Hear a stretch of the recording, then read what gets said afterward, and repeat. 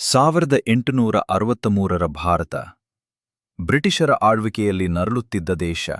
ಆದರೆ ಇದೇ ಭೂಮಿಯಲ್ಲಿ ಜನಿಸಿದ ಒಬ್ಬ ಯುವಕ ಭವಿಷ್ಯದಲ್ಲಿ ಭಾರತದ ಆತ್ಮವನ್ನು ಜಗತ್ತಿಗೆ ಪರಿಚಯಿಸಲಿದ್ದನು. ಅವನ ಹೆಸರು ನರೇಂದ್ರನಾಥ ದತ್ತ. ಚಿಕ್ಕ ವಯಸ್ಸಿನಿಂದಲೇ ಜ್ಞಾನಕ್ಕಾಗಿ ಹಂಬಲಿಸಿದ್ದ ಹುಡುಗ. ಅವನ ಕಣ್ಣುಗಳಲ್ಲಿ ಪ್ರಶ್ನೆಗಳಿದ್ದವು, ಮನಸ್ಸಿನಲ್ಲಿ ದೇವರ ಸತ್ಯದ ಹುಡುಕಾಟ ಇತ್ತು. ಒಂದು ದಿನ ಅವನ ಜೀವನವೇ ಬದಲಾಯಿತು. ದಕ್ಷಿಣೇಶ್ವರದ ಕಾಳಿಮಾತೆಯ ದೇವಾಲಯದಲ್ಲಿ ಅವನು ರಾಮಕೃಷ್ಣ ಪರಮಹಂಸರನ್ನು ಭೇಟಿಯಾದನು.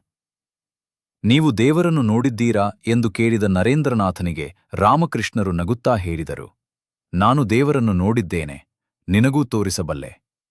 ಗುರುವಿನ ಮಾರ್ಗದರ್ಶನದಲ್ಲಿ ನರೇಂದ್ರನಾಥನು ಸ್ವಾಮಿ ವಿವೇಕಾನಂದನಾದನು. ಅವನು ಭಾರತದೆಲ್ಲೆಡೆ ಕಾಲ್ನಡಿಗೆಯಲ್ಲಿ ಸಂಚರಿಸಿದನು. ಬಡವರ ನೋವನ್ನು ಕಂಡನು, ಭಾರತದ ನಿಜವಾದ ಶಕ್ತಿಯನ್ನು ಅರಿತನು. 1893 ಅಮೆರಿಕದ ಚಿಕಾಗೋ ನಗರ. ಜಗತ್ತಿನ ಧರ್ಮ ಸಮ್ಮೇಳನದಲ್ಲಿ ಒಬ್ಬ ಭಾರತೀಯ ಸನ್ಯಾಸಿ ವೇದಿಕೆಯ ಮೇಲೆ ನಿಂತನು. Sisters and brothers of America. ಈ ಒಂದು ಮಾತು ಸಾವಿರಾರು ಜನರನ್ನು ಎದ್ದು ನಿಲ್ಲಿಸಿ ಚಪ್ಪಾಳೆ ತಟ್ಟುವಂತೆ ಮಾಡಿತು. ವಿವೇಕಾನಂದರು ಯುವಕರಿಗೆ ಹೇಳಿದರು, ಎದ್ದೇಳಿ, ಜಾಗೃತರಾಗಿ, ಗುರಿ ಸಾಧಿಸುವ ತನಕ ನಿಲ್ಲಬೇಡಿ. ಅವರ ಮಾತುಗಳು ಕೇವಲ ಉಪದೇಶವಲ್ಲ, ಅವು ಒಂದು ದೇಶದ ಆತ್ಮವಿಶ್ವಾಸಕ್ಕೆ ಹೊಸ ಜೀವ ನೀಡಿದವು.